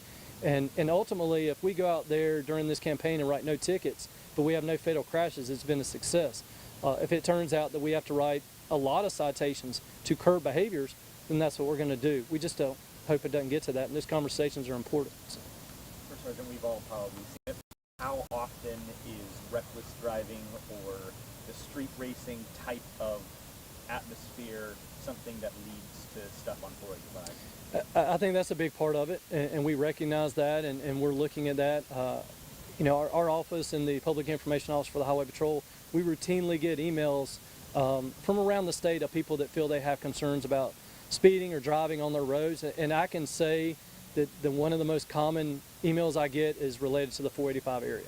That people say, hey, what are you doing about racing? I hear cars in the evening, and that is a part of this. I don't know if some of y'all saw, but recently we had a big initiative that was with us and other law enforcement agencies, Charlotte Mecklenburg Police Department, where we seized a large number of vehicles, some very expensive vehicles, and for us it's not about seizing those cars, but I guarantee we've changed the behavior of those people that were involved in that drag racing campaign. So that is a part of it. Aggressive driving, reckless driving, however you want to phrase it, is a large part of why these collisions are happening, and changing that behavior and reminding people either through enforcement or through this awareness is what we have to do, is to get them back to a point of being a responsible driver, looking at what they're doing and their behaviors are, and hopefully getting them on a different track and realizing the ramifications of what that dangerous and aggressive driving has as far as consequences. One of the things we get emailed to is like, oh, you know, folks speeding and an issue on, you know, whichever 45 or whatever highway, and they're like, oh, well, where are the troopers? Where is everyone, you know? So where are you guys, or how do you guys stand when it comes to staffing and being able to, you know, really enforce these, you know, highly populated areas? I don't know if you have stats on, like, you know, this, how many tickets we're actually giving, and up or down or so forth, but how does staffing work? Yeah, so as far as like the stats, I'll hit that first. So we're going to hope to update you guys, and I'll be probably posting just our social media channels about throughout this campaign what type of actions we've taken. You know, hopefully we're showing enforcement, but we're also showing that we've had no fatal crashes. So we'll update y'all throughout to show what the numbers look like throughout this campaign. But as far as staffing, we're short as an agency, and I think if you reach out to any law enforcement agency across the state and nation, you're going to get the same answer. I think our most recent allocation put us around 250 short throughout the state. You think there's multiple components to being visible and to being seen, and being short is an important part of that. We take very active steps, our recruiting section, to ensure that we're actively recruiting. We're getting people to apply for this very important position. We know for us to be as effective as possible, we need the people in place. What we can't do is give up on the high standards that we put in place to hire people. Being a law enforcement officer is a very lengthy process. You know, I can go and apply and get a job maybe within this month in a business, but for us, it sometimes takes 8 months to a year to hire the right person. You know, I think the general public appreciates the background process that we go through, the polygraph, all the different lines of checks and balances to ensure we're hiring the right people, but that does have a cost, and that it takes long to get somebody on the road. So we recognize that staffing is a huge part of that visibility and that enforcement component. We're working hard to get that where it needs, but once we get full and that hope is there, that, you know, we're getting the benefits and the pay that attracts the people that qualify to do this job that you're called into, we then have to look at, do we have the numbers of people, even once full, to properly address a given area? So we're looking at that as well. Are we being as effective as we can to hire what we need? But also, next step, do the communities that we're currently serving have the appropriate numbers allocated for them? Now, I would say that Charlotte has changed a lot over the past 10, 15, 20 years, and we've really been about the same level staffing-wise. So would it be helpful to have 50 or even 100 more troopers in Mecklenburg County? I think the people that work here and even the people that drive a vehicle here would say yes, that they would love to see more troopers out there. So how do we balance that? We have to be more creative. We have to, as an agency, possibly for short-term, reallocate members that might be in a special assignment, maybe doing a training, reallocate them into a specific enforcement role in a specific area. There are some projects that we had ongoing within Troop H, which is where this falls for us. and reallocating those Troop H projects to 485, to problem roads that maybe we have seen, in intake and fatal crashes. So we have to be strategic in what we're doing. We have to make sure that our people are in the right places at the right times when our data is showing that we're seeing crashes. But it also might be that we have to be more creative as an agency when we're short, which we are currently. Thanks, Chris. Yeah, cool. So looks like there's 4 of you. So I'm trying to think of a fair way to do this. Does everybody have like a station? Like, is anybody just doesn't mind being fourth? Yeah, I figured. So. All right, so it looks like that shot dipped out on us, but again, as Trooper Knox was explaining there, the 485 campaign to make it safer, that is a fast highway. If you live here in the Charlotte area, new to the Charlotte area, I'm pretty sure you've been on 485 and you know how fast that highway is. I believe it's 70 miles per hour. And so this campaign, although, Trooper Knox says, hey, that we're going to, increase the number of troopers we have on the road, officers, because they're working with other local law enforcement agencies to patrol, but we also want to educate drivers to be safe. And this comes a few weeks after that tragic crash, killing 6 people there on 485. So yeah, that's that campaign. So be on the lookout for those troopers, not only, saying, hey, you should slow down and be safe, but also, look, if you see a trooper and he might pull you over or she might pull you over, they might just pull you over to educate you, or you might be able to get a chance to learn more about what they're doing. So there is that. We'll have more on that campaign during our midday show. Jess Pierre is covering that story. Should be live at noon. All right, let's shift gears. Let's talk about clear to shelters, Carlene. We haven't talked about clear to shelters.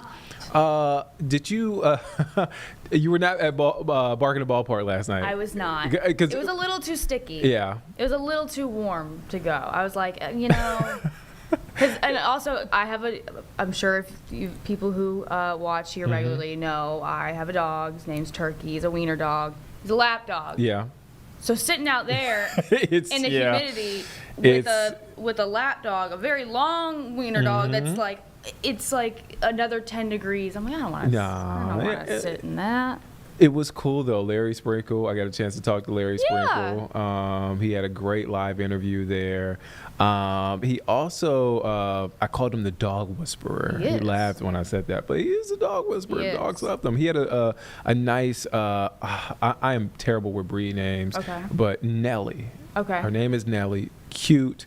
I'm forgetting her age because I've done a lot of reads on dogs during the show that folks are interested in adopting. Right. So again, things are starting to blend together for a second. But yeah, it seemed like a really great event. Larry's really great at that.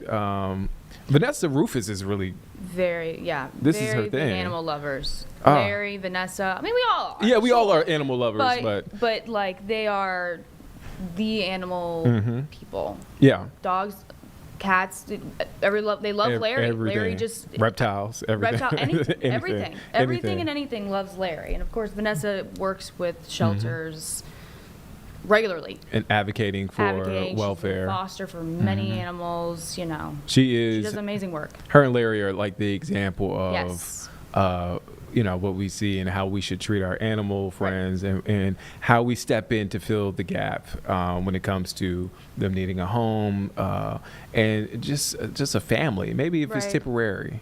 But yeah, but it's still huge. That is huge. Even if you can just do a staycation, even just go to a shelter and walk a dog for an afternoon. It's huge. And it's cool because I think you mentioned this, that when you do the temporary foster, you can it helps build out their profile. Right. Yeah. It helps, you get more pictures and you can fill out more of about the dog's profile, how they act with other dogs, maybe how they act with other humans on a walk, how they act with kids. That you have an opportunity to kind of give more of a full profile so that, when people do come in and see this, it really does give them the full view of what this dog is like. Exactly.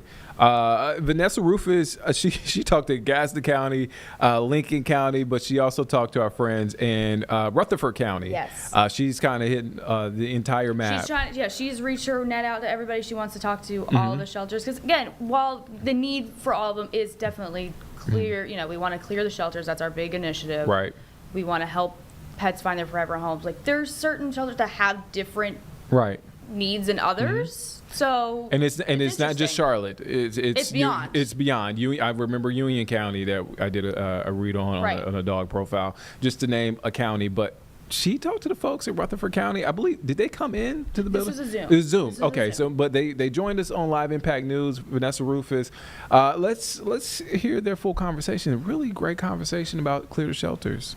In the midst of Clear the Shelters. This is an annual event we here at WCNC Charlotte take part in, and NBC stations across the nation take part in as well, essentially partnering with local rescues and shelters to highlight the importance of adoption, the fact that this is a super, super busy time of year for rescues and shelters. They're usually inundated with cats and dogs in the summertime, and also just raising awareness about animal welfare and some of the needs that these shelters and rescues have. So today for us, we've got an interview that we've got as we speak, set up and ready to go with one of our rescues in the foothills. So specifically, we've got Heart of the Foothills joining us from Rutherford County. Stephanie Henderson is here to talk about the Clear the Shelters effort and also a few of your adoptable pups. Thank you so much, Stephanie, for joining us here on Live Impact News. Hey, how are you? Doing well, doing well. I know y'all are busy right now. Hopefully this is going to be a very successful month for you. Tell us a bit about the status of your shelter, your rescue right now. How are you all doing? We kind of prefaced this conversation by saying usually this time of year, it's really busy for rescues. So just curious how things are going for you in Rutherfordton. Right now, it seems that we have more animals coming in than we do have going out. It's an unfortunate situation. Adoptions are slow, and with dogs and cats both. Cats seem to get adopted faster than dogs do. So we do work on transports to send some to partner rescues out of state, which, rescue is hard everywhere. So right now, rescue is down, adoptions are down in pretty much every county in the nation. So it makes it a little bit more difficult, especially, when people don't fix their animals, and we end up with litters and litters of puppies and kittens coming in all the time. It's a bit overwhelming. Yeah, I mean, we hear that term used a lot, by our local rescues and shelters. Frequently, the term overwhelming. We hear the importance of spay and neuter all the time from all of the organizations, animal welfare organizations across our area. Speaking of puppies, I want to talk about a couple of the adoptables that you sent to us last night. You have a few pictures here and some bios. First up, we've got Cinnamon, who is a 3-year-old, 45-pound spayed female boxer mix in your care. She seems to have some really great notes. Tell us a bit about Cinnamon and some of her good qualities and what kind of household she might be best for. Cinnamon is a really good dog. She is dog selective, so that makes it a little bit tougher to get her into a home. She doesn't seem to mind cats, which is awesome. But she probably would benefit from, a home. We would have to do a meet and greet with other dogs to see if it would be a good fit if they were to have another animal in the home. She walks well on a leash. She's house trained. She knows she knows manners. She was adopted from us 3 different times, brought back to us. No fault of her own, unfortunately. Just the way it happened with her. But she's a really good girl. It's shocking that we've had her for so long. Yeah, she seems really great, and I feel like folks, when we say the term dog selective in the rescue circle, if you will, usually means that they're good with some dogs, They're not good with every dog, so it really does behoove folks to really, as you said, do the meet and greet, because you can find that there are many selective dogs who go on to have great lives in households with other dogs. And it really just is a matter of finding the right dog. I've done a lot of foster work, Stephanie, with other groups, across the Charlotte area, and we've seen, fosters do well with, let's say smaller dogs, or maybe they do really well with a dog of a different gender, but they kind of butt heads with a dog of a similar gender. So I don't know if you have any notes on the dog selectivity for Cinnamon, but that's probably something that folks can explore if they're really interested in her, right? Yes, and we would not advise putting her with a female dog around the same age. They would probably need to be either younger or older. I think that she probably needs to be in a home with a dog maybe more her size. And what we try to tell people is, some dogs are like people. We don't always like everybody we meet, and it's the same with some dogs. But yeah, she would be the perfect fit for somebody that likes to go on hikes and enjoys water sports, things like that. She would be a great dog for that. Oh, what a cutie. And we've got up next here Babylon, so we've got a picture of her. And from what we understand, she and another dog, a third dog we're going to profile in just a few moments, they are siblings. So Babylon is 6 months, 40 pounds. She is a spayed female lab mix. And it sounds like she does great in all sorts of scenarios as well, but maybe a little bit energetic. She is definitely energetic. She does have a lot of energy. She would probably benefit from a home with a fenced-in yard. That is not a requirement to adopt from us, but some dogs would benefit from having a fenced-in yard as opposed to just being walked on a leash. She would probably be a good dog, a good fit for somebody who wants to go hiking and running and is very active outdoors. And we've had her since she was a tiny puppy. It's unfortunate that we've still had her. But she's a good dog. And with her being in a kennel, when she comes out to meet people, she is a little bit energetic. But that's to be expected when you're in a kennel for 22, 23 hours a day, and you have that much energy. Yeah, I will say, I've done some volunteer work at the shelter here in Charlotte where I, go and walk dogs, and sometimes they do get a little cooped up, and, depending on how often they're able to get out. And then sometimes when you see that same dog that you're like, whoa, you've got so much energy, they get into, let's say, a foster home, or they go into the forever home, and then you start to get notes on the dog when they're in essentially a normal living situation, if you will, and their energy levels have somewhat subsided, and they're a big couch potato in some cases. So I'd always urge folks not to judge a dog's personality immediately right out of off the bat when they're getting out of a kennel. So yeah, I feel like there's probably a lot of potential for her once she gets into like a routine, perhaps. Is that something that you would maybe agree with, Stephanie? Oh yeah, definitely. Yeah. And you were telling us that Babylon and Abednego, we've got pictures of him. So they're siblings. So we've got him up right now, his photo, 6 months old, 40 pounds, neutered male lab mix. He's got some great notes too. And you were telling us that they were both from the same litter, and they were parvo puppies. Is that correct? No, these guys were not parvo puppies. Oh, okay. Cinnamon is a parvo puppy. I'm sorry. Okay. Yes, Cinnamon, she was a parvo puppy with her sister Nutmeg, who we still actually have Nutmeg as well. She was returned to us not long ago for some of the same issues that Cinnamon was having as far as, other dogs were concerned. But Abednego and Babylon I think that they would probably be beneficial to go into any type of home setting. I think that they get along great with other dogs, with cats. They would like to go on hikes and do a lot of outdoor activities, and they would probably also be the kind that would, at the end of the day, would want to just sprawl across the couch and watch a movie with you. Oh, they look so absolutely sweet. And these are just a few of the pups that you all have up for adoption. Can you tell us about your adoption process and how things might be a little bit different this month and going forward because of Clear the Shelters? How best can people find that information? And I believe y'all also handle cats, is that correct? We do.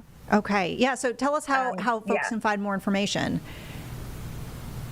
They can always go to our website at heartofthefoothills.org, and they can give us a call or send us an email, whatever is easiest for them. They can even come by. Sometimes we like to operate on appointments, but we'll never turn anybody away if they don't have one. And so they can come in and meet the dogs if they're interested in adopting. Right now, all of our dogs are half price. So our adult dogs are $75. Our puppies are $125. Our long stay dogs, we could probably work out some kind of pricing arrangement with them to get them if needed. And we don't usually do on the spot adoptions, but that's something that we are loosening the reins on, and we are allowing people to adopt when they come in, as long as they're of age to sign the contracts. Got it. If I could, because I know that y'all have really gone through a lot, not just with the situation, how you're getting a lot of animals in general during this tough season, but the fact that y'all survived Helene, essentially, worked through some pretty big obstacles when that storm was coming through and have come through out the other side and are continuing to do some really great work. How has it been since Helene? I mean, tell us about what y'all went through in the immediate aftermath of the storm and how things have improved or maybe even not improved since the storm came through. After Helene, our power was out for a little while. We went in and we were working in the dark, and we had, I don't even know how many dogs and cats show up that were misplaced from the hurricane. And we ended up having to send some to partner rescues because there were so many of them. We had to have some cats returned to us. I don't remember exactly how many, but there were a handful of cats that were returned to us that were adopted in the Asheville area, and the homes were destroyed. And so we had to take those cats back while the people got up on their feet. We worked with other adopters that had, lost their homes and their belongings, and if they wanted to keep their animals, we were working with them to make sure that they could find a way to keep their animals so they did not have to enter back into the shelter environment. But since then, things have slowly calmed down, I guess, but it's still there's a lot of strays that it's a lot. There's a lot of strays daily that come in to both our facility and to the animal shelter from where they've been lost or abandoned. I think that, oh, go ahead. No, continue. I was going to say, I was just thinking that a lot of people have lost their homes due to, job loss or, even still related to the hurricane. And we end up with a lot of people abandoning their animals due to that, and which is unfortunate because the shelters are full. So they just don't know what else to do. And they just leave them on the side of the road. And so that's how we end up with a lot of our strays. It's tough. That is so tough, and it's probably not an issue that folks immediately think of when they think of a natural disaster. But I mean, we saw it with Helene, and we saw it, recently in Texas, where they had that severe flooding, deadly flooding, where folks were losing their homes and getting trapped as well. And you had rescues coming from out of state to try to help. And I mean, I think folks don't always think about the pet aspect and how some of the pets can get displaced as well, and what that does for local groups in the area. So I commend you for all the work that you're doing. What can the public do to help you? Even if they're not able to adopt an animal at this time, Stephanie, what would you say you would tell somebody, next step, if you can't adopt, do this. This would be so helpful for us. I think that volunteering is a huge help. When people find strays and the shelter is full, I think that them, offering to foster until we can find placement inside the shelter or in a new home would be greatly helpful. And that way we can continue to build towards a no kill. I think that that's probably the biggest, is just having the community come together to foster the stray animals and keep them safe until we can help, until we can step in and find room for them in the system. Yeah. Do you have any donation opportunities? Are there special projects that you're trying to fund on your end, or just ways that folks can give money as well and contribute towards all of the efforts that you're working on? We are, we do have a TNR program. It's kind of small right now. People can definitely donate towards the TNR program. We unfortunately don't have the funding to fix all the feral cats in our county. So it would be nice and helpful if people could donate towards that, so we can continue to fix the community cats in the county. Okay. That's the big issue right there too. Yeah. Stephanie, anything else you'd like to leave us with before we wrap things up, either about Clear the Shelters or just in general, what folks should know about the work that y'all are doing and the issues that you're facing? I think that it's important that people know that we are here to help, and if we can't provide immediate help, to give us time, and we will try to come up with a solution to help them any way we can, and that they just need to be patient and not give up on us. Okay. Well, thank you so much for not giving up on the animals. I know it's really tough. I mean, we hear time and time again from our rescues and shelters in the area that this is arduous work. Kind of seems like it's never ending at some point. So thank you. Thank you for what you're doing. And thanks for your time today, Stephanie. All right, so that was a great interview there with Rutherford County officials on when it comes to Clear the Shelter. Breaking down everything you need to know. Again, Clear the Shelter's happening Saturday, August 23rd. There it is. There it is. There's a QR code to learn more. So our adoption event will be, again, Saturday, August 23rd from 9 a.m. to 5 p.m. at Charlotte Mecklenburg Animal Care and Control, 8315 Byram Drive. Yeah, make sure it's the Byram Drive location, because there are two locations. Okay. So make sure you go to the main location. I was thinking about the other location too. So, yeah. So Byram Drive is the location, 8315 Byram Drive. All right. So Carlene and I had a great conversation surrounding, sticking to the theme of pets, specifically dog breeds. Right. So the most popular dog breeds by city and by the U.S. Yeah. I'm going to pull it up for you so we can take a look. U.S. News, they put out one, a list every year. It's pretty cool. It is pretty cool. Pretty cool. Let's see. Scan PC. Boop. All right. So here is the list, the top 10 list. And I don't think there was really a big surprise here on this list. I mean, you have number 1, Labrador Retriever. Which makes a lot of sense. Makes a lot. Friendly dogs. Friendly dogs, usually good with kids. They're, Yeah, pretty aloof. Come in all dogs. sorts of colors. Yeah. Chihuahua at number 2, small dog. Golden Retriever, surprise, surprise. I would have thought Golden Retriever would be number 2, but still top 3, not bad. Charlotte has a lot of Goldens. A lot of Golden Retrievers. I've seen a lot of them. I had a coworker that had 3 Golden Retrievers. And they're, like, a lot of them, they get 2. Yeah, a lot of people. They shed a lot. They do. But great dogs. They're great dogs. Pit bulls. Yep. Number 4, making a list. Another popular dog. I mean, look, they get a bad rap, but those are sweet dogs. Sweet dogs. Yeah. Here's the thing: every dog on this list is sweet. For sure. You just got to treat them right. You got to treat the dogs right. Right.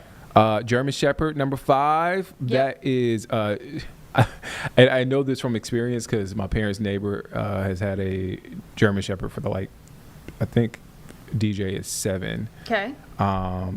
Stubborn dogs. They're stubborn. They can be stubborn. A great dog. They're great dogs, though. I had a German Shepherd growing up too, and Molly was the sweetest thing in the world. Shout out to Molly. Molly was. That's a great name. Molly. Miss Molly. She was honestly one of the more timid, kind of aloof, maybe the best word for a German Shepherd. Okay. Oh, okay. And that's a new word you don't associate. Yeah, I know. Yeah, Molly was very chill. we like a chill German Shepherd. They are worker dogs, so they are always they need something Molly activity wise. Okay, Molly- shout out to Molly. Molly She was chilling. retired. Molly was chilling. French Bulldog at 6. Yeah. Golden Doodle at 7. Yep. Another big another breed here big in Charlotte. all over social media as well. Yep. Shih Tzu at number 8. Shih Tzus. That's those are pretty cool dogs. Our Brittany Van Voort, he's Roger. Roger? Shih Tzu. Really? Mhm. Yep. Okay. So very close to my heart. I will say I love when their fur is grown out because when they Roger looks a little Ewok when he He lets goes to it the groomer. grow out before he goes to the groomer. Terrier, Yorkshire Terrier at number 9. No surprise there. And I always call it a wiener dog. But, Yes. It's a dachshund. Dachshund. I was about to say Dachshund. Dachshund. Dachshund. Look. Wiener dogs. They're making a comeback. Turkey is a dachshund. Turkey's a dachshund. Turkey made the list. So we also broke down by city. It has Charlotte on the list. And I don't know if you guys will be surprised. This is all the other cities, but Charlotte, number 1. I'm trying to highlight it for y'all so y'all can see it. See this? Labrador Retriever at number 1. Pit Bull at number 2, Golden Doodle at number 3. Any surprise on that list? Because we had said we see Golden Retrievers a lot around town, I would have thought it would have been one of the top 3. Honestly, I see Golden Retrievers everywhere. But, all 3 very, very, very popular. I feel like Golden Doodle fits Charlotte. For sure. And North Carolina is a pit bull. I feel like I've seen a lot of pit bulls working and living in North Carolina. Yes. Great dogs, great list. This is a discussion. I said, Carlene, let's talk about it. Let's talk about it. That's the list. I'm sure we'll talk about it in the afternoon. We'll break it down more, but that is the list if you want to check it out. U.S. News posting most popular dog this just came out today, too, so hot off the press. Hot off the press. That's again, if you want to go to Clear Shelters, you have a dog in mind, I'm sure any of these dogs are for sure. Are available. And even if there's not a dog on the list, I'm sure you will find. Even if you want to just volunteer, a forever family for these dogs. donate monetary donations, anything. They need our help, guys. I say dogs, but dogs and cats. Dogs and cats. Dogs and cats. So be sure to be a part of it. Come on out. Say hi. Saturday, August 23rd, 9 a.m. to 5 p.m. Scan the QR code for more information. All right, so let's talk about an event that's happening today. Yes. So we had a great live interview with Tommy Viola with the Not Whole Foundation, talking about diversity in baseball. Yesterday was day 1 at Stick Williams Field in West Charlotte, where they were having this showcase with HBCUs and other colleges there, getting a chance to see baseball players, high school baseball players from not only here in North Carolina, but Virginia and other states coming to this showcase. Today is day 2. But let's go back to our conversation with Tommy Viola with Not Whole Foundation about the importance of this event and what it means to the players that show up. A friend to the program. Man, I think we need to start giving Tommy a badge here at the station. I mean, I see him all the time at this point. I see him all the time because he does great work. Thank you. So Tommy Viola with Not Whole Foundation. Man, how are you doing? I'm doing great. Great to be back here. It's was here in April when we had a West Side Story event. That was an amazing event for us. And now here we are, August, our second big event, our signature event, Diversity in Baseball, HBCU Showcase. So a lot of good stuff going on. Thank you guys for having me. Of course. Let's get into it. So it's tomorrow and Thursday, the 13th and the 14th. Yep.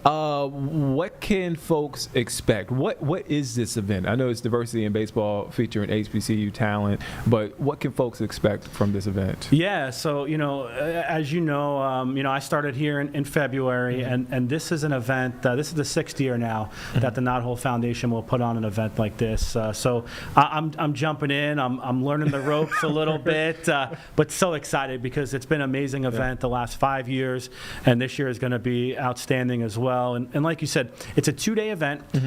We invite high school baseball players, really from all over. We have kids coming in from Virginia, different states to come in and showcase their abilities in front of college coaches. It is, we will have a number of HBCU schools. We'll have another, colleges and universities as well. But the focus has been on HBCU schools, and it's exciting because a lot of these college kids will come out, they'll showcase their abilities, they'll be on the field, they'll get to hit, they'll get to do different skills competitions, and who knows, have an opportunity to further their career. These colleges, these coaches will be looking at them, and it's a great opportunity. We've had kids in the past that have gone on to school thanks to this program. So it's amazing to see, and it's not just the baseball part of it.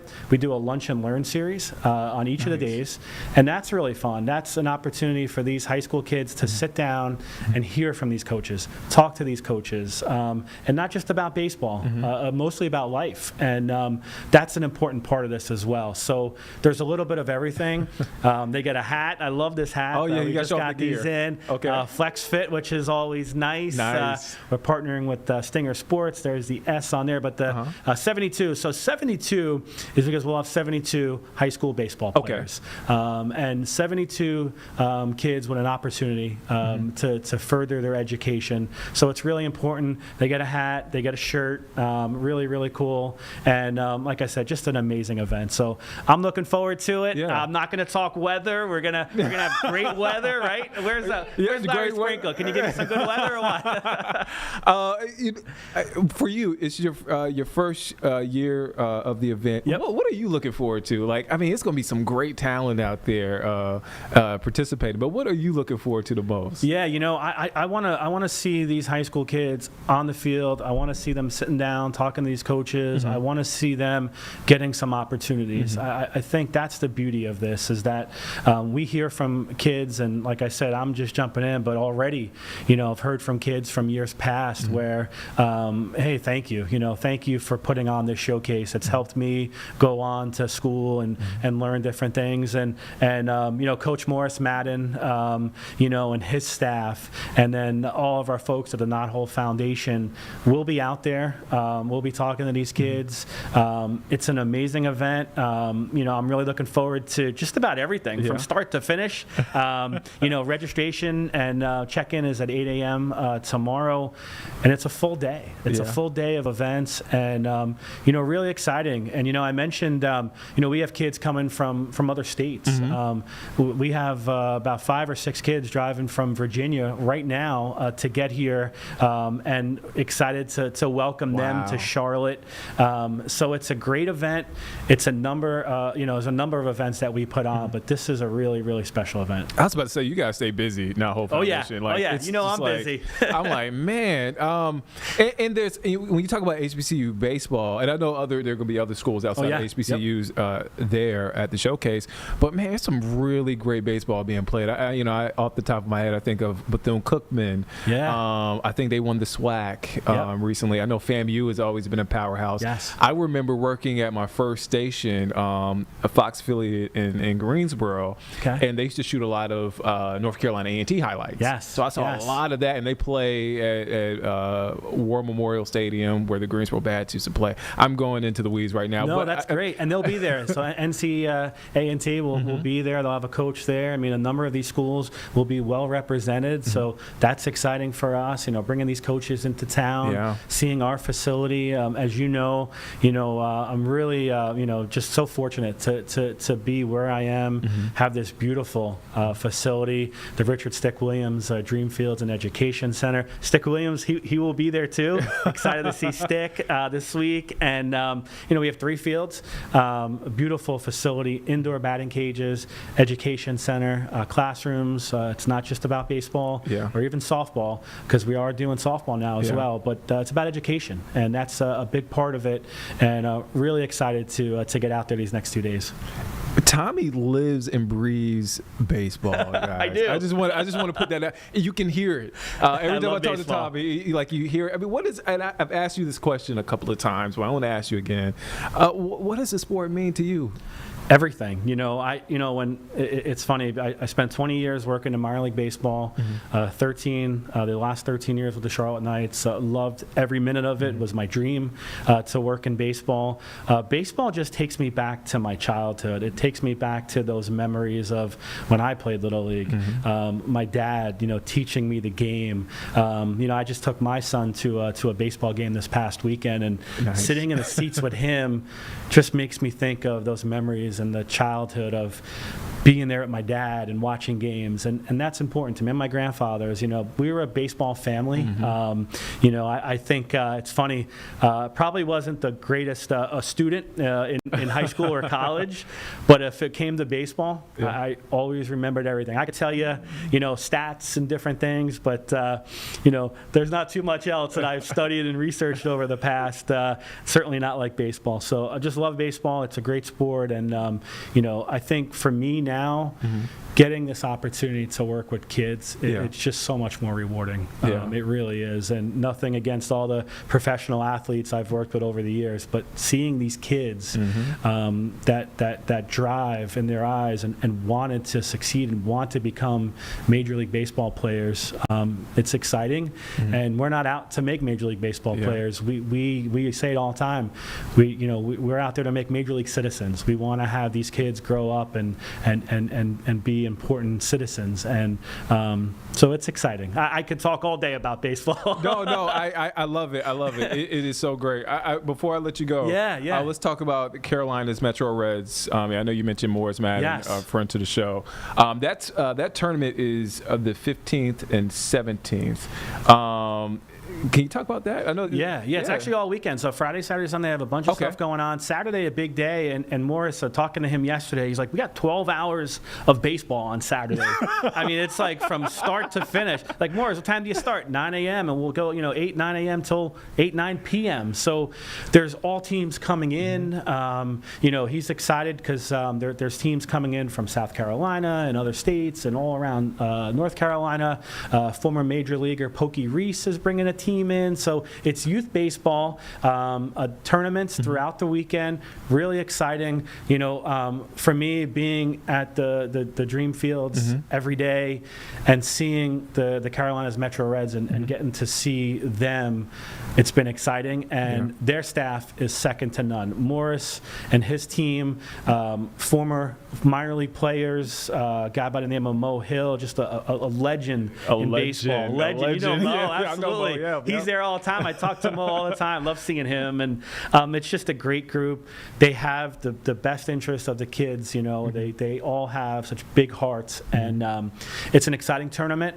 Fans are welcome to come out this weekend. There's a game Friday night. Come out Saturday all day, and just spend some time watching youth baseball. It's exciting.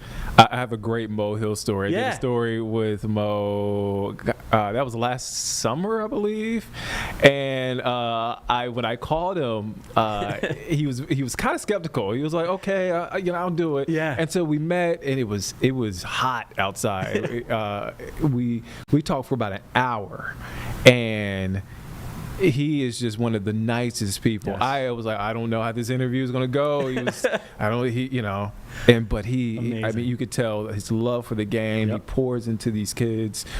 He like you said, he's always around the organization. So he is just a wealth of knowledge and just a better person. He is. And, you just think about the fact that we have these legends of baseball right here in this community. Yeah. Which is amazing. Yeah, he's in Gastonia. He's from Gastonia, and he drives over to us in West Charlotte all the time. And, if you're a kid and you're out there this weekend, talk to these guys, learn from them. They've been through it all. I mean, for years. Mo came up the ranks of minor league baseball and dealt with a lot, and just a special person. And it's a special place. It really is. And actually, I think I got Mo to break down in some tears. He was talking about the kids. He was talking about the kids. Loves the kids. He loves the kids. Yes. So he has a lot of passion. Tommy, thank you, man. Thank you. I'm by. so glad to be here. Thank you so much. Again, 2 events happening. Now holds 6th annual Diversity in Baseball HBCU Showcase. It'll be other All right, so that was, we had to cut it off at the end. We was just wrapping up, but that was our conversation with Tommy Viola with the Nahal Foundation, talking about diversity in baseball showcase that continues today. So if you're out there, be safe, make sure you check it out, and make sure you have a great time here in Charlotte. All right, so that's our time. We're touching the top of the hour. Charlotte Today is next, followed by Midday, and then we're back at 12:30